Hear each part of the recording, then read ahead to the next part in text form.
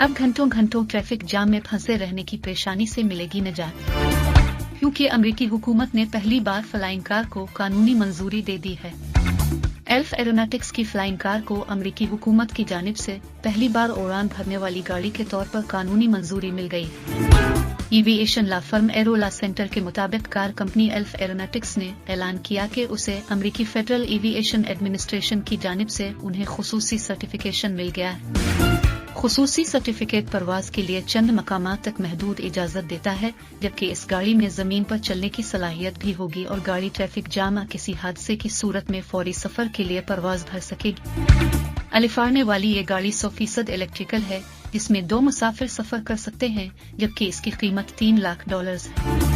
ख्याल रहे कि इस कंपनी ने 2022 में इस स्पोर्ट्स कार की नकाब कुशाई की थी, जिसके बाद से अब तक कंपनी को 450 गाड़ियों के ऑर्डर मौसूल हो चुके हैं।